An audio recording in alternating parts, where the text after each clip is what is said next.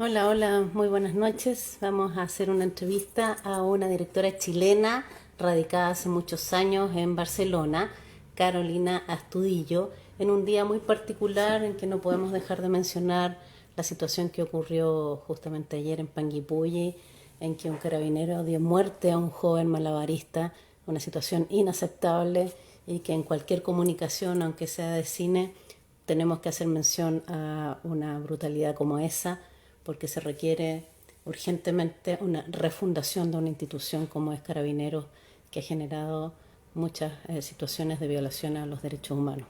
Así es que antes de empezar a comenzar a conversar sobre el documental de Carolina Astudillo, ahí está Carolina Astudillo que nos está saludando.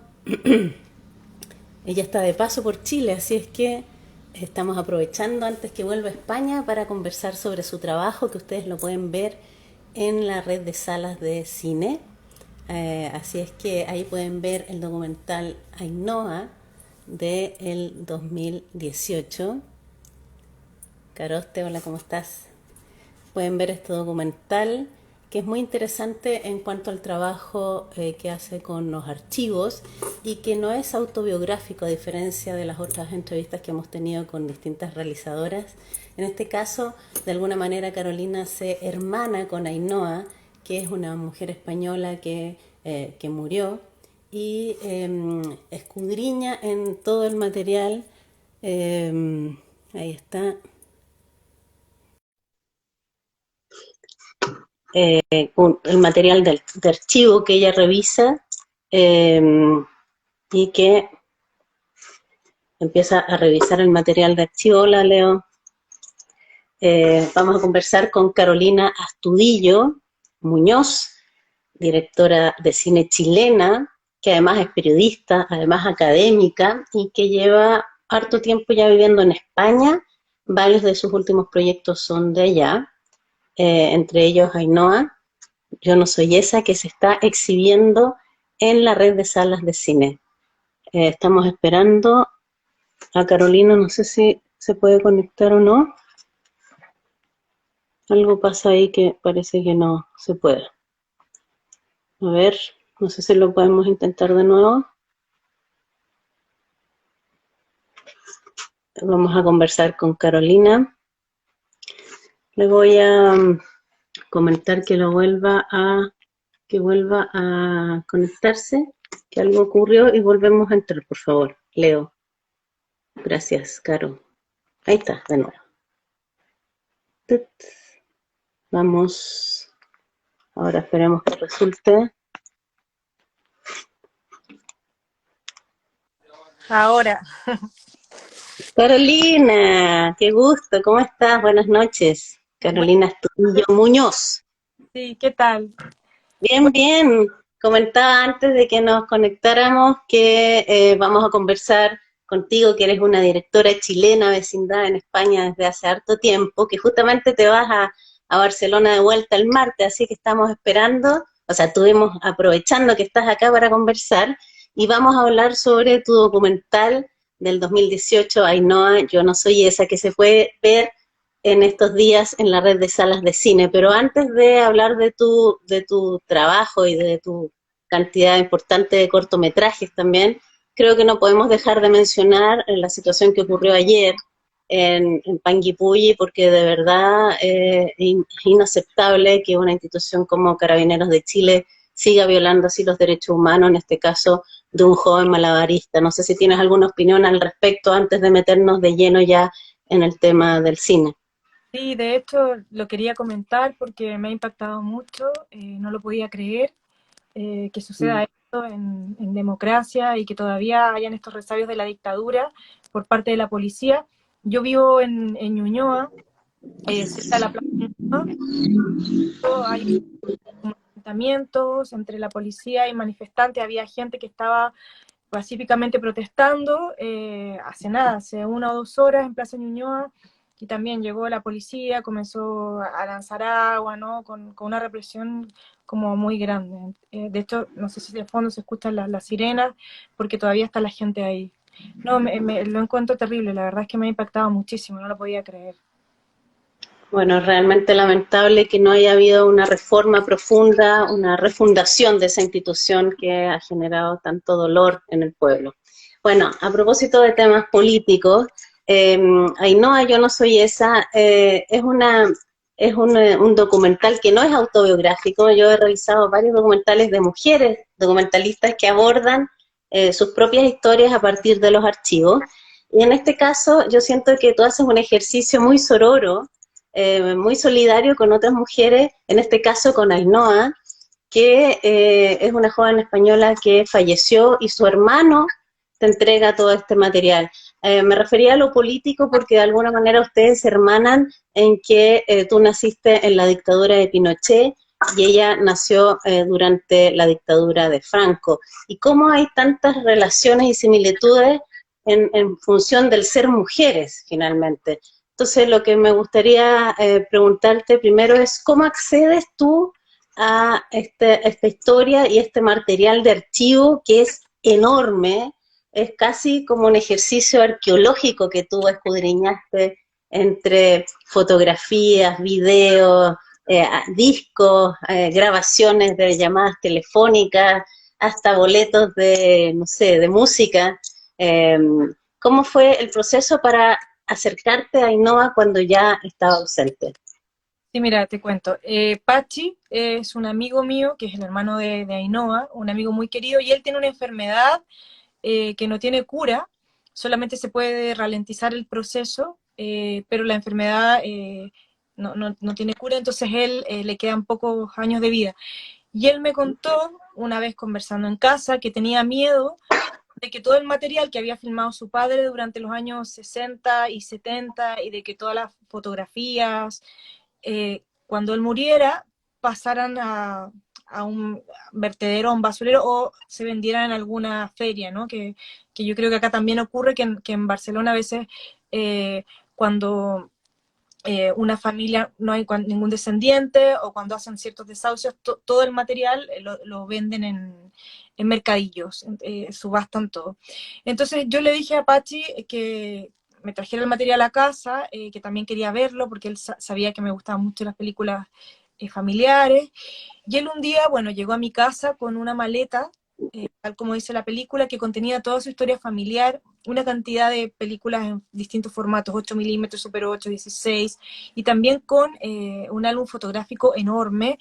Estoy hablando de 2.000 o 3.000 fotografías, pero analógicas, o sea, impresas en papel. Claro, ahora uno en un móvil puede tener 3.000, 4.000 fotografías, pero en esa época, claro, era raro, ¿no? Entonces el padre era un obsesivo, como él me contaba, por filmar, ¿no? Entonces él me pasa este material, yo empiezo a mirar las imágenes, bueno, y me encantaron, o sea, son imágenes bellísimas, filmadas en Barcelona y en País Vasco, porque la madre era vasca, y después se viene a vivir a Barcelona, pero seguían vacacionando en País Vasco.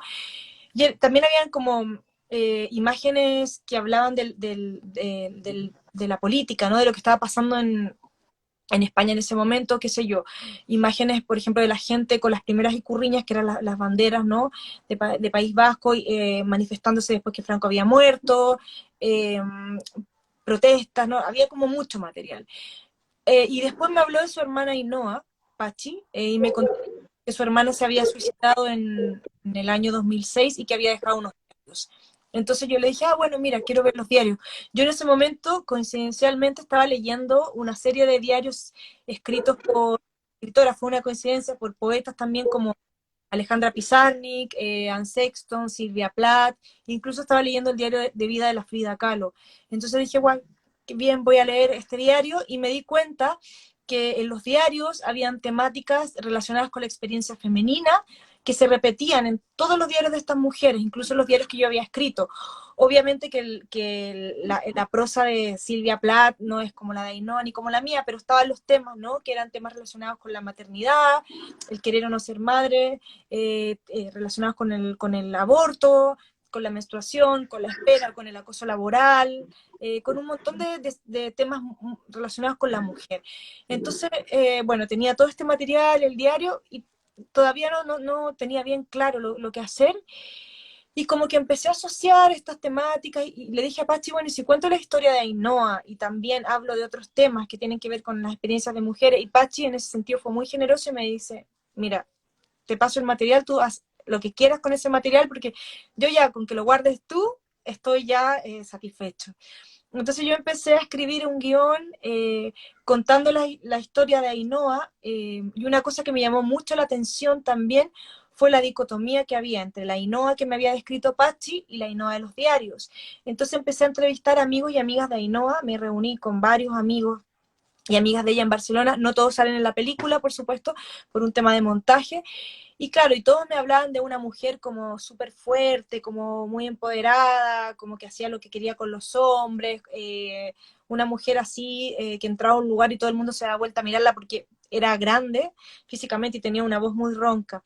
Y tú leías los diarios de Ainhoa y era una mujer sufriente, que hablaba que tenía relaciones pésimas con los hombres, que se sentía muy sola, como muy tímida, nada que ver. O sea, eran dos mujeres totalmente distintas. Entonces, empecé también a leer sobre los diarios y todo esto y dije, bueno, voy a contar la historia de Ainhoa, pero también voy a contar la historia de otras mujeres y en realidad voy a hacer una especie de genealogía hablando de cómo nosotras escribimos, tenemos siempre los mismos temas, no importa la distancia espacio-temporal, sino que nos interesan las mismas temáticas en los años 50, los años 40, los años 90, los 2000. Entonces, lo importante que es tener como referente a otras mujeres, encontrar precursoras en la historia. Y empecé a hacer esta película, bueno, y finalmente decidí escribirle una carta a Ainhoa, después de una situación que yo viví, y dije, bueno, le voy a escribir una carta a Ainhoa, y si le escribo una carta y hablo de mí, voy a hacer una especie de comparación también de las situaciones políticas y sociales en las que ambas nacimos, como decías tú muy bien al comienzo, ¿no? Yo nací en el año 75, en plena dictadura militar, ella también nació en dictadura en el año 71, pero Franco murió en el 75, entonces ella vivió una transición, en España fue muy similar la transición a la que se vivió acá, aunque no se puede comparar obviamente la historia de los dos países, pero hubo ciertas similitudes, de hecho se sabe que Pinochet era un gran admirador de Franco y que fue el único que fue a los funerales, bueno, entonces, esta especie de similitud también la quise mostrar en las imágenes, pero ya en el tema personal. Entonces, vi que en las imágenes que tenía ella salía su madre con un pañuelo, por ejemplo, y en las mías también, que era típico el pañuelo de los años 70, mi mamá se ponía tubos, no se ponía el pañuelo. Entonces, como también similitud en la imagen, que es muy bonito. Mi papá, que me lanzaba como al cielo, ¿no? Que era típico en esa época que los bebés los lanzaban así. Creo que ahora han descubierto que hace mal y no lo hacen. El papá de Ainhoa también hacía lo mismo. Entonces, también similitudes en la imagen, en los gestos de los padres, ¿no? También era muy bonito para mí hacer esa como comparación con esas semejanzas, esas diferencias también. Entonces, bueno, así surgió la película que, como bien decías, habla de Ainhoa, de la historia de Ainhoa, toca el suicidio, pero muy por encima porque no era un tema en el cual yo me quería meter, porque es un tema muy complejo, entonces dije, no, acá yo no me puedo meter porque es imposible saber por qué se suicidó realmente, si fue una decisión premeditada, fue algo espontáneo, si se le fue de las manos, lo toco como muy superficialmente, entonces me interesaba la historia de Ainhoa y también toda esta genealogía femenina, ¿no? O sea, el tema de la importancia de recobrar a ciertas precursoras. Sí, de alguna manera a través de la historia de Ainhoa tú representas y pones en común la historia que podría ser de muchas. Finalmente es lo que hay en común entre las distintas mujeres, ¿verdad? ¿Cómo te enfrentas al archivo? En el caso de Ainhoa es una cantidad de material importante y en el resto de tus películas, en tus cortometrajes, eh, siempre estás recurriendo a la búsqueda de media arqueológica, de archivos, incluso en el gran vuelo, sin tener imágenes concretas de la protagonista que fue perseguida en los 40 por su militancia política. ¿Cómo es ese tratamiento del archivo y cuándo decides que ese va a ser principalmente tu sello de trabajo autoral? Mira, fue como una cosa azarosa. A ver, a mí desde pequeña siempre me han gustado las fotografías antiguas, las películas, o sea, como mirar imágenes aunque fuesen familiares, me hipnotizaban. Eh, Hice un cortometraje que fue el trabajo final del máster en documental creativo de la Universidad Autónoma que se llama Monstruos y Faldas, que fue un corto que hablaba sobre las mujeres que habían sido presas políticas durante la dictadura de Franco en una prisión barcelonesa, pero contada la historia desde el testimonio de las hijas y el sobrino. Entonces ahí fue mi primera aproximación al archivo, porque dije, voy a utilizar archivo, pero no para ilustrar, porque yo creo que es muy importante cuando uno trabaja con un material saber de dónde viene ese material, quién lo filmó.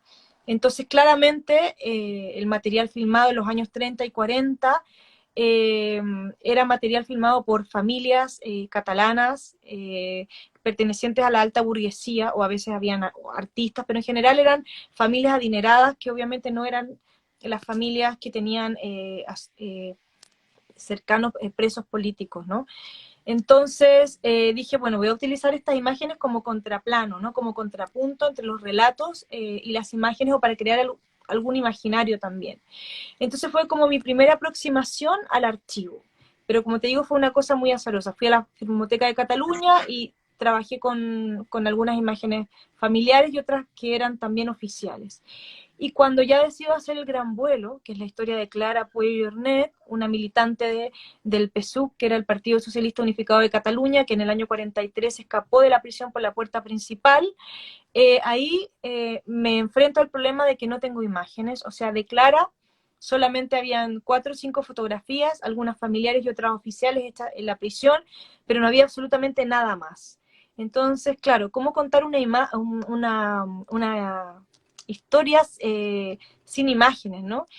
Y dije, bueno, voy a recurrir al archivo de la Filmoteca de Cataluña y de la Filmoteca de Valencia, porque Clara había vivido en Valencia y en Cataluña durante la guerra y durante la posguerra también, pero teniendo como muy claro lo que te decía anteriormente, que son imágenes pertenecientes a familias que a lo mejor ideológicamente eran totalmente contrarias a Clara, y que obviamente Clara, si hubiese sido burguesa o hubiese pertenecido a la aristocracia, hubiera tenido imágenes familiares, porque la gente filmaba en esa época 9,5 milímetros, pero un carrete creo que, y el proyector y la cámara creo que equivalían a 3 o 4 sueldos en España. Entonces, más encima, durante esa época, la gente, obviamente una persona de clase media no iba a tener acceso a ese tipo de imágenes. Entonces, dije, bueno, voy a utilizar estas imágenes para contar como la otra cara, ¿no? Como hablar de la España que no vivió lo que vivió Clara, no vivió la misma posguerra, pero con los textos y las cartas de Clara, porque me basé en textos que encontré escritos por ella y por otras militantes, cartas principalmente en el Archivo Militar de Madrid. Entonces la peli se compone de material de archivo y de material en general íntimo, que es un material con el cual a mí me encanta trabajar, cartas, diarios de vida, fotografías, o sea, todo este material de la intimidad es el material que yo uso. Y ahí empecé a trabajar con el archivo, con una montadora con la cual sigo trabajando hasta el día de hoy, que es ANAFAB. En realidad yo siempre hago un primer corte y después ella entra al montaje y vamos trabajando juntos algunas cosas. A mí me encanta también montar, y siempre con esta idea de utilizar el archivo no para ilustrar, o sea, no como en el documental tradicional o en el reportaje, sino como para hacer estas asociaciones, disociaciones como metáforas, ¿no? Entonces, claro, en El Gran Vuelo, que fue mi primer largometraje del año 2014, me enfrento a la falta de imágenes. Y en Ainhoa, de 2018, me pasa lo contrario. O sea, tenía cientos de imágenes. Y también fue súper complicado. O sea, claro, a lo mejor es más fácil montar una película, obviamente, cuando tienes más imágenes, pero también es muy difícil renunciar. Porque habían, o sea, hubo escenas que tuvimos que sacar, porque la película ya es larga, dura 98 minutos, pero el corte que yo tenía duraba 3 horas. Entonces, claro, ¿qué hacer? Era como muy difícil, ¿no? Enfrentarse a todo este material, trabajarlo. eh, fue difícil. O sea, yo me acuerdo que leía las cartas de Ainhoa y los diarios, bueno, todo lo que ella escribía, ¿no?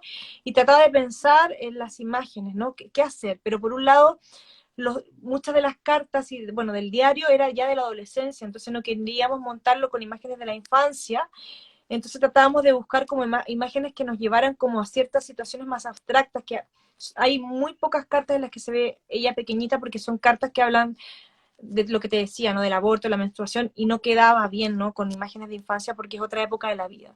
Entonces como que empezamos a pensar, bueno, y la película se va construyendo, ¿no? De a poco con todas esas imágenes y también con el material que me daba Pachi, porque claro, Pachi después me entregó un material que es muy insólito, que son grabaciones telefónicas de los años 90. Grabaciones Cuando la telefónicas. espiaba. Claro, porque él la espiaba a ella cuando su padre se enferma, y el padre tiene que viajar para hacerse un tratamiento y se va con la madre y con el hermano. Pachi se queda, claro, la mamá le pide que haga un dispositivo para que pueda espiar a su hermana, y entonces espiaba y no grababa las conversaciones telefónicas. Entonces ahí hay unas conversaciones que, bueno, habían muchas, pero las que pusimos son conversaciones relacionadas con cuando Ainhoa hacía fiesta y las vecinas se quejaban porque la música estaba muy alta, o cuando lo llamaba una tía y hablaba de que el padre estaba enfermo, ¿no? Entonces hablaban también de estas imágenes del carácter de Ainhoa, ¿no? Que se ve que ahí tenía un carácter muy fuerte y era como, tenía mucha personalidad. Entonces el contraste con el diario es brutal, porque te das cuenta que en el diario es todo lo contrario, ¿no? Me puedo quedar unos minutitos más. Ay, Te, qué bueno. no, Súper. Para quienes se están integrando, estamos conversando con Carolina Estudillo Muñoz, directora de varios cortometrajes y de el largo que está exhibiéndose ahora en Red de Salas, Ainhoa, yo no soy Elsa. ¿Cómo es tu relación con estas protagonistas ausentes? Con Clara, a pesar de que no hay imágenes de ella, uno logra ponerse en sus zapatos y entender a través de sus cartas esa discriminación que sufría de sus propios compañeros de izquierda, cuestión que ha pasado en otras partes del mundo también, no solo en el caso español. Y con Ainhoa yo entiendo que después de tiempo de haber filmado, tú seguías teniendo cosas de ella. Es como si siguiera presente en tu vida. ¿Cómo es tu vínculo con aquellas mujeres que ya no están, pero que fueron parte de la historia? sí, es un vínculo muy fuerte, porque cuando tú trabajas con este tipo de material, o sea, un diario de vida o las cartas y las vas leyendo, es como que las vas conociendo, muy bonito. Por ejemplo, con Mm, Clara, claro, era una mujer de los años 40, pero tú lees las cartas y las cartas que le enviaba a las amigas y es como que fuese sí, ahora. O sea, no sí. hay diferencia. El lenguaje sí que es un poco más formal, pero eran chicas, hablaban de lo mismo, entonces, bueno, eran jóvenes y eran militantes y arriesgaron mucho a los veintitantos años, ¿no? Pero tenían esta cosa de la juventud, ¿no? Entonces iba leyendo las cartas también cuando ella se sentía muy sola, todo lo que vivió durante la guerra, y claro, y te vas acercando. Después hablas con el sobrino. Aquí, en el caso de Clara, me pasó que no habían testigos vivos que lo hubiesen conocido, solo una que era María Salvo, que no quería hablar de ella, pero no había gente. Entonces me hice como el retrato de Clara a través de sus escritos y la fui conociendo bastante. De hecho, eh, no sé, uno le toma un cariño, como que Mm. es muy cercana la relación que establecí con ella. Tengo una foto de ella en casa, ¿no? Y con Ainhoa me pasó lo mismo. Con Ainhoa también, o sea, leyendo sus diarios, como que pude entender muchas cosas de su personalidad, y también con Ainhoa tuve la suerte de que la gente que la había conocido en su mayoría estaba viva, entonces también me iban aportando datos, y Pachi me pasó varios objetos de ella, y todavía tengo en mi casa algunos álbumes con fotografías, la tengo en un marquito también de foto por ahí. O sea, es una relación que yo establezco y creo que es una relación que no se termina, o sea, como que están ahí. Y a veces pienso en Ainhoa, no sé, qué hubiera pasado si no hubiese nacido en esta época, ¿no? Como que siempre las tengo ahí presentes, ¿no? Lo mismo con Y con Clara. las autoras, y con las lectoras, autoras que tú lees también se produce como una solidaridad de género en que vas uniendo esos hilos comunes entre las historias de ellas, las historias de tus protagonistas ausentes. Hay una mirada feminista y sorora en tus cines, así lo creo yo. ¿Tú también te sientes llamada en esa línea? Sí, totalmente. Sí, es curioso, claro, no es una cosa que yo haga por eso, ¿no? Sino que siempre, desde que iba a la universidad, me interesaron los temas relacionados con mujeres. De hecho, cuando estudié periodismo, mi tesis fue en una anarquista española que recorrió América que se llamaba Belén de Zárraga. Entonces, siempre digo siempre, o sea, desde que fui más grande empecé a pensar, me interesaba por este tema de las mujeres, ¿no? Como que darles voz, no contar las historias y sin victimizar, sino que al revés, no contar eh, todo lo que hicieron estas mujeres. Y en ese sentido, para ir terminando, porque siento que está tu guagüita ahí Sí, llamándote, eh, tienen estás controlada. trabajando, estuviste en Chile un rato antes de volver ahora el martes a España, y entiendo que estás en unos proyectos preliminares que también tienen una línea política, que tienen que ver con el exilio y también tienen que ver con la tortura. No sé si nos puedes adelantar algo, si sigue en la línea también tu trabajo con la perspectiva de género y con protagonistas mujeres. Sí, mira, te cuento un paralelo. Ahora en España, cuando llegue, voy a empezar a montar mi tercer largo que se llama Canción a una dama en la sombra y que es una película que, bueno, es la historia del hermano de Clara, que murió en un campo de concentración en Mauthausen, pero está contado a través de las cartas que le enviaba la mujer. Entonces hay una voz femenina que es la que lee las cartas, porque ella es la que le leía las cartas a sus hijos y a sus hijas. Entonces, de alguna manera, como que revierte también esta historia de la mujer que esperaba pasivamente, al hombre que se iba a la guerra, porque aquí, o sea, perdón, en España cuando esto ocurrió, bueno, como en todas partes, ¿no? Las mujeres tenían que ir a trabajar y todo eso. Entonces, la peli está filmada en Super 8 y ese va a ser mi tercer largo, en paralelo. Y ahora acá en Chile, cuando cada vez que vengo aprovecho de filmar para un proyecto que llevo haciendo hace muchos años, que es como la historia de mi generación, pero a través de la historia de mi abuelo. Porque mi abuelo era una persona de derecha y como que muy arraigado a toda esta parte como muy conservadora chilena de estas familias que llegaron a finales del siglo XIX, ¿no? Y que son familias que de alguna manera tuvieron como bastante poder. En realidad mi bisabuelo, no mi abuelo nació acá, ¿no? Que era de origen belga. Entonces, quiero hacer como un retrato generacional y contar esta historia, ¿no? Pero a través también de mi familia y también la historia de Chile, ¿no? Porque yo siento que todavía Chile está polarizado, que yo también lo veo viviendo afuera, ¿no? O sea, que todavía existe esa diferencia bueno, que llegó con la dictadura, con el golpe de Estado, ¿no? Entre lo que era la derecha y la izquierda, aunque ahora fue el estallido social, es muy diferente. A mí me encanta ver cómo la generación de mujeres de ahora es tan diferente a mi generación. Eso me pone tan feliz porque nosotros aguantábamos tantas cosas, o sea, desde que te dieran un agarrón en la calle, te gritaron, estaba como normalizado hasta que un profesor te dijera algo y ahora como que veo que las chicas están como súper como abiertas a estar en contra de eso, ¿no? Entonces como que ya no lo dejan, eso me encanta. Bueno, pero pese a todo lo que está pasando en Chile, todavía sigue, hay resabios de la dictadura, lo vimos ahora, ¿no? Con el crimen de este chico, ¿no? Con el asesinato de Malabarista. Entonces, bueno, el documental que estoy haciendo es eso, ¿no? Es un documental largo, porque lo hago cada vez que vengo, o sea, no tengo alguna financiación y una subvención, lo voy haciendo cuando vengo.